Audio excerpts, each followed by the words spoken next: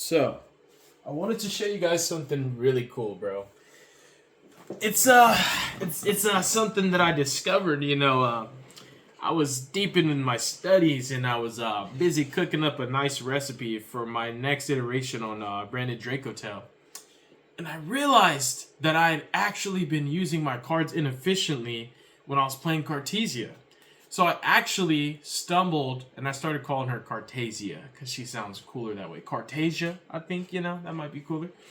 And I realized, dude, this combo's actually nutty. I gotta post it. I gotta show everybody, on the internet what Dracotail can really do without playing branded cards and anything gimmicky. So what I'm going to show you guys is a combo that I stumbled upon that I thought you would really enjoy. And there's a couple of iterations to it, and it depends on what you want to do to your opponent. This combo involves Cartesia, as well as Malulu and Lucius. If you like this kind of content, don't forget to subscribe to my channel. It's free. Your finger's already hovering over the button. Just press it. It's really easy to do. And then go ahead and drop a like and leave a comment on what you think of the content. So let's get started. So these three cards, you're about to do something heinous. So we're going to start off by normaling our Cartesia. We will declare her effect to fuse. We will use Malulu and Lucius from hand. And we're actually going to summon out Secretarion. We're not going to summon Arthalion. And we'll go 1-2. And we're going to go ahead and set ourselves a copy of Rahu as well as Ketu. This combo is actually going to be able to play around some of the hand traps that your deck is weaker into. Notably like Ash and Bell, which is really cool. You actually can Bell check your opponent here. Because the next thing you're going to do is activate Secretarion targeting Lucius and Malulu. And you can actually Bell check your opponent. So if this resolves, they really either want to be able to push to that flame. Or they just don't have Bell. So we're going to actually bring back the Lucius. So the Malulu is going to go to bottom deck. We'll just put it back in the pile of the cards for the combo. Then we'll trigger Lucius's effect. And we will grab ourselves a copy of 5 mana. Very important that you grab 5 mana here. The next thing that we're going to do is we are going to activate Ketu. And then we're going to add Urgla here. The reason why we add Urgla off the Ketu and not another card is so that we can play around Ash on our Rahu. Because Rahu is conventionally how you'll access the Urgla to get your 5 mana back. Because in this particular variant of a Dracotail combo, we're going to use the 5 mana later on and still get her back off the Urgla. But if we, let's say, for example, don't add Urgla, and we flip our Rahu and our opponent Ash Blossoms it, then we will have already went through our 5 mana and we won't have a way to get it back. Unless you do what I'm going to show you, which is another way to play around Ash Blossom as well, which is basically making your next fusion the Arthalion. You have multiple options on what fusions you can make depending on what your extra deck is. But this is going to be another way where you can really just play successfully through the Ash Blossom, as well as it not being so painful on the Bell and Urgla, and we'll show you the next step. So the next thing that we're going to do is we're going to activate 5 mana to fuse from hand. Activate 5 mana from hand to fuse. We're going to use the Lucius and the Urgla. The Lucius has already used its effect to set. We're going to put up an Arthalion. And then this combo is going to be playing into Nip, so we're going to go ahead and get our summon count. We've got 1 Cartesia, 2 Secretarion, 3 the monster you summon off Secretarion, and 4 Arthalion. And Arthalion is going to go ahead and target 5 mana. We use 1 monster from hand, and we use the Lucius from field. And we're going to add her back, and we're going to be chaining the Urgla to constantly play around Bell. And what Urgla is going to do is set our first trap. So, as far as effects to set, we've used Malulu, Lucius, and Urgla. So we've set 3. So we added 5 mana back off the Arthalion. We've already used her effect to fuse. The next thing we're going to do is, depending on what you want to do to your opponent, if you were trying to lock them out the game, you wouldn't have done the Arthalion here. You would have actually already linked the Cartesia off into the Spirit and used the Spirit plus the Secretarion to make the seals, and you would have used 5 mana on something completely different. So you still would have been left with the Lucius either ways, because this and this would have made the seals, and Lucius would still be up, so you could still do the Arthalion, or you could do something different, and you'd still be at this same point that we're at now in the combo sequence. The difference is basically we would have seals already up, which is insulated from, either way this combo is insulated from Nib. We'd have seals already up, notably putting Spirit in the grave. Now this only works if you play the branded variant. If you do not play a branded Dracotail, there's no reason to actually do that, because that's if you want to Spirit lock your opponent. But let's say we're playing pure. then this combo is very possible with Pure, and this is something I wanted to focus on with like not high rolling with like cards like Branded Fusion and just like playing like the Light and Dark Dragons, just a pure Dracotail, making a really, really strong board. So on our 5th summon, we're going to go ahead and commit to using these two to make a Heretic Seal of Heavenly Spheres. And the next thing that we're going to do is we're going to activate Rahu.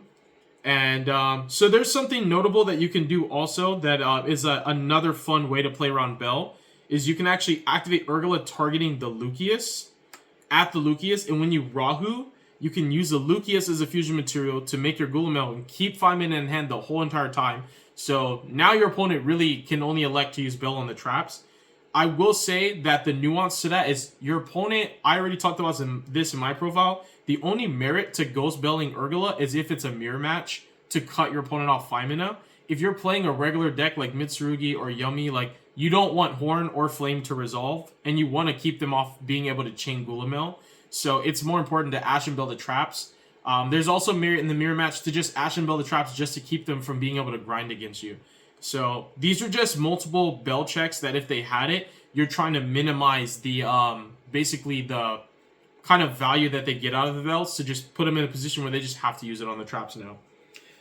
The other thing that I want to point out is that if you elect to not use Urgula here to kind of do the Bell check, which is fine, they probably wouldn't Bell you because you already have 5 mana, right? You can actually get the 3rd trap, which is really important, so I'll show you that. So you will not Urgula yet, and so you'll activate Rahu, and you will use the 5 mana. Remember, if they Ash this here, you're totally fine. You'll just Urgula back the Lucius, and you'll have 5 mana Lucius, Cartesia, Seals, and a set Flame, and that's not nothing. Trust me when I said it's not nothing.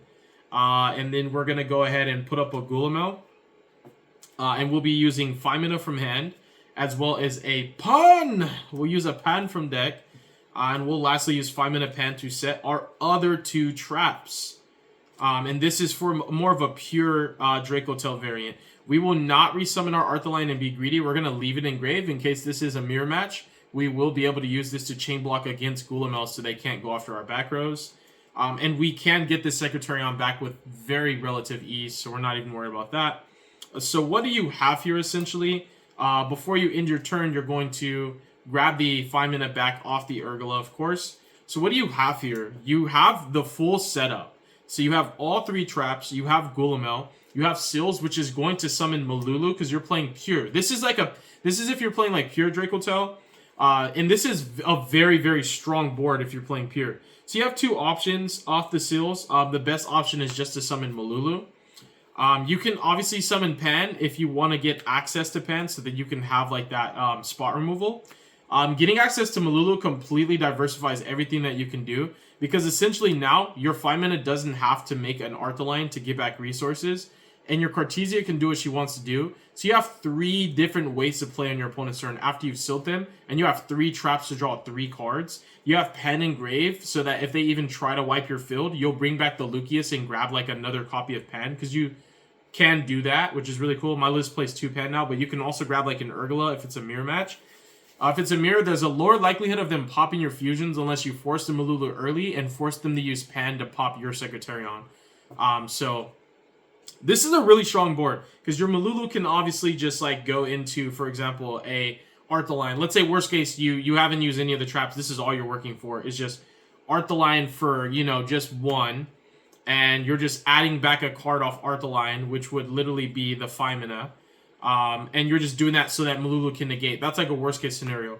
Best case scenario is your traps resolve and you draw 3. And as long as any of them are just monsters, then your 5 mana can actually do way more, and so can your Malulu. I would recommend the Malulu being the Arthaline and the 5 mana and the Cartesia being either, because your Arthaline is going to come back from grave. So your options are going to be either Philoregius or Chaos Source off of the 5 mana, and then the Cartesia can make the other one. So you will be making both of these with relative ease. I will say that if you do the Malulu, you would need another name in hand so you can keep Malulu on field, so that way you can fuse that off with 5 mana plus one of your Arthalines to put up Chaos Source. And you'll still have a second Arthaline because you will be making the first one off the Malulu. And so the one that comes back from grave would still be there. And then that's where you could Cartesia using the Arthaline and the Chaos Source after you've popped and did what you wanted to do. And you would fuse this off. Because this takes just a lighter Dark Dragon plus a dragon. So you would use the Arthaline plus the Malulu from field with the 5 mana to make this pop. And then you would go Cartesia to use the other Arthaline plus the Chaos Source to make Philia, because that's a level 7 or higher dragon plus a fusion dragon. And you just get a ton of disruptions, just a ton of interaction. It's very, very layered. It all comes from all over the place. And this is, in my opinion, pretty much like the best board you can make playing pure Dracotail. It's really, really fire, and it's very fun. If you were going to lock your opponent, I can show you how that works out too. And you will get less traps, but again, if this is what you know to not be a mirror match, then you'll win on the spot. You won't need the traps. So we'll revisit just back where exactly where we were. And we'll kind of speed through it since you've already seen what it does. You'll be still setting the 2 spells, and your first fusion you make is going to be the Secretarion. Secretarion will bottom deck the Malulu and summon the Lucius. And you're going to do the exact same thing, grab the 5 mana. This time you are not going to leave the Cartesia. You're going to actually convert into a Spirit and then make a Seals pretty early. And then you can do your Ketsu thing. You can grab yourself a copy of Urgula. Same thing, just to respect Ash on Rahu. Because Ash on Rahu is like one of the best spots to Ash this deck, in my opinion. Probably the best, unless you're ashing a trap to force through a power spell. And so you're here, and then the next thing you're going to do is you're going to 5 mana away these. And you'll put up the Arthaline. And you'll go Arthaline, and you're basically going to use him. You're doing this to basically trigger a name to get another set. So you're doing this to trigger the Urgula. But you're going to use the Arthaline because you only use 1 for mana. You're going to add the 5 mana back. And you're going to use the Urgula to set one of your traps, preferably Flame. And then the next thing that you're going to do is activate the Rahu. And again, remember, you can do the same thing with like the Bell Check. You can Urgula the Lucius, add him back. It's totally fine. This is just so that you can get like max back rows, basically. You will be doing Pan and 5 mana. So remember, if you're really scared of Bell on 5 mana, then you would just go Urgula target the Lucius. They won't Bell that. Add it back. And then use the Lucius from hand and the Pan from deck. Basically, it means you're only going to set 1 more trap and still put out your Gulamel, which is totally fine. It's literally not the end of the world. But if you want to maximize your interruptions and make the board crazier, and this only works if you play Albaz in your list, i.e. you're playing a branded variant and you didn't draw Branded Fusion, right? Or let's say it got ashed, then this will work out. So you're going to get 5 mana Pan. You're going to set your other 2 traps. This, in my opinion, is a stronger board. But if you're playing Pure, this is not possible because Albaz should not be in your list if you're playing Pure, in my opinion. Your Seals target should just always be Malulu because it's still good enough. Trust me. You don't need to lock people out of the game to win Yu-Gi-Oh! That's just a TCG disease. People have a problem, and it needs to be solved. So we're going to put up Gulamel here.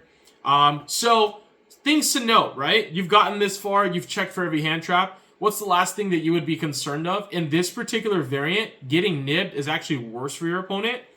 So, here's what happens. Your opponent will nib at the end of main phase, and here's where it just gets diabolical, right?